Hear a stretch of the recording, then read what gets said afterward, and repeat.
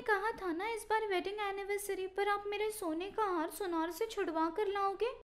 हाँ, मैंने तुमसे वादा किया था कि तुम्हारा हार ले आऊंगा, पर मेरे पास अभी उतने पैसे जमा नहीं हो पाए हैं जिससे मैं वो हार सुनार से छुड़वा कर ला सकूं।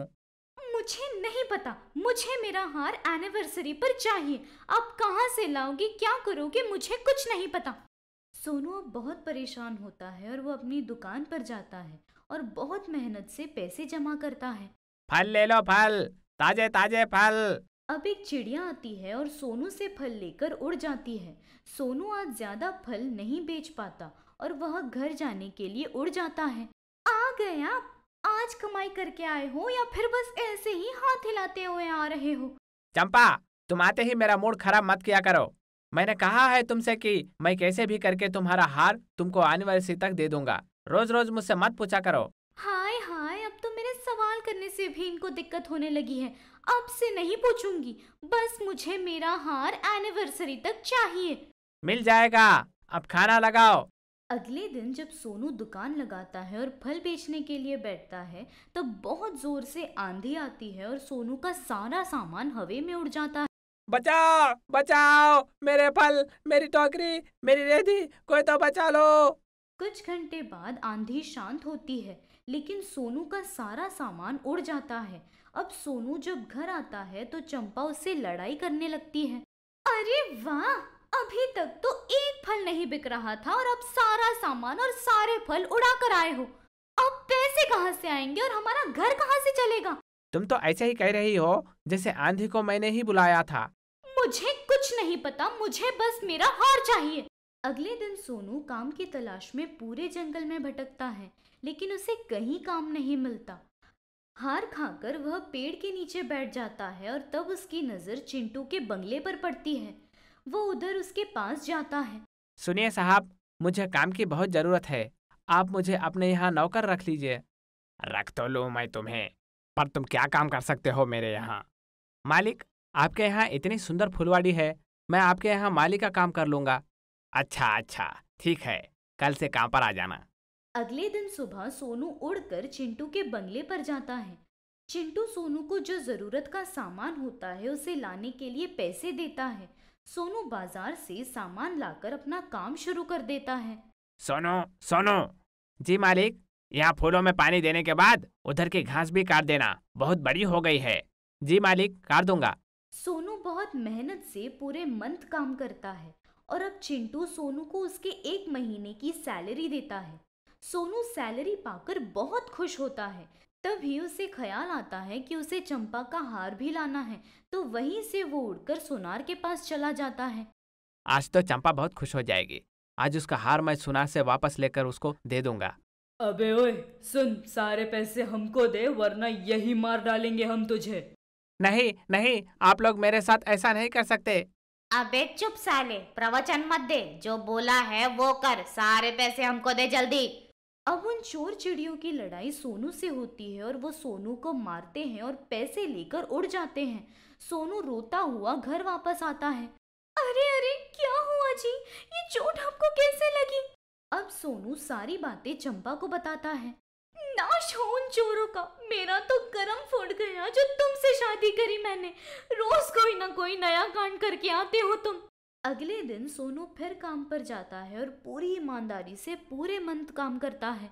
महीने के आखिर में चिंटू सोनू को सैलरी देता है और सोनू खुश हो जाता है, लेकिन वो सैलरी सोनू को बहुत कम पड़ रही थी, इसीलिए वो चिंटू से ऐसे कहता है। आपका बहुत बहुत शुक्रिया मालिक, लेकिन मेरा इतने में गुजारा नहीं चल पा रहा है। प्लीज आप मेरी सैलरी बढ़ा दीजिए। सैलरी बढ़ा दूं? तेरा दिमाग तो ठीक है ना? तू यहाँ आकर ऐसा कौन सा पहाड़ तोड़ता है जो तेरी सैलरी बढ़ा दूं? अरे मालिक, आप ये कैसे बात कर रहे हैं? मैं तो बहुत मेहनत करता हूँ। तेरी सैलरी नहीं बढ़ेगी और मैं तुझे काम से भी निकाल रहा हूँ। जहाँ ज्यादा पैसे मिले वहाँ चला जा। सोनू रोता हुआ रास्ते से जा रहा होता है कि वो देखता है कि एक बच्चा बेहोश पड़ा होता है। सोनू उधर उसके पास जाता है। तब उसको पता चलता है कि उस बच्चे को गाड़ी ने टक्कर मार दी है। सोनू उस बच्चे को लेकर अस्पताल जाता है। क्या हुआ है आपके बच्चों को? डॉक्टर साहब, ये मेरा बच्चा नहीं है। मैं तो बस रास्ते से जा रहा था, वहीं पर यह बच्चा गिरा हुआ था। आप इसकी जो भी दवाई हो वो कीजिए, पैसे मैं दे दूंगा। ठीक है, आप पैसे काउंटर पर जमा करवा दीजिए और इस बच्चे के पेरेंट्स को भी बुलवा दीजिए। ठीक है डॉक्टर साहब। अब सोनू सारे पैसे उस काउंटर पर जमा करवा देता है और तब तक उस बच्चे को होश भी आ जाता है। फिर सोनू बच्चे के उसके पिता और माता का नाम पूछता है और उससे पता चलता है कि ये तो कालू सेठ का लड़का है। तो उसके दिमाग में एक आइडिया आता है। अरे, ये तो कालू सेठ का लड़का है। अगर इसे मैं अपने साथ ले जाऊं और बदले में सेठ से अपने पति के सोने का हार मांग लूं तो कैसा रहेगा? ये तो बढ़िया आइडिया है। ये सोचकर सोनू सेठ को फोन नहीं लगाता और मिंटू को बहला फुसलाकर अपने साथ ले जाता है और फिर सेठ को पीसीओ से फोन करता है। हेलो सेठ, कौन बोल रहा है? तुम्हारा बेटा मिंटू मेरे पास है। अगर वो तुम्हें सही सलामत वापस चाहिए तो तुम्हारे पास एक नीलाम ज्यादा सोने का हार है। वो पीपल के पेड़ पर लेकर जाना और अकेले आना, वरना मिंटू की जो गलत होगी उसके जिम्मेदार तुम खुद होगे। ये बोलकर फोन रख देता है। उधर सेठ बहुत घबरा जाता है और फौरन वो सोने का हार लेकर पीपल के पेड़ की तरफ चल पड़ता है।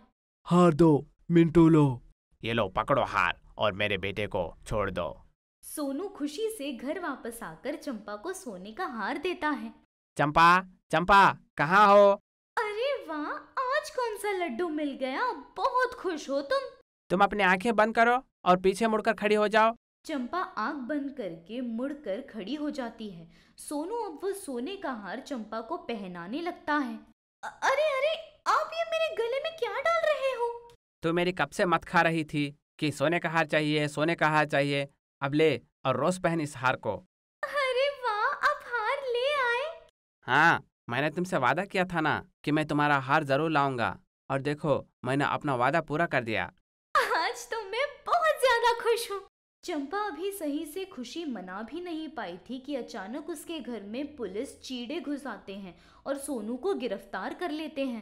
अरे अरे, ये आप लोग क्या कर रहे हैं? आप मेरे पति को कहाँ ले जा रहे हैं? तुम्हारे पति ने कालू सेठ के बेटे का किडनैप किया था, जिसके बदले उसे ये सोने का हार मिला है। लाओ, वापस करो इसे। ये आपने क्या किया?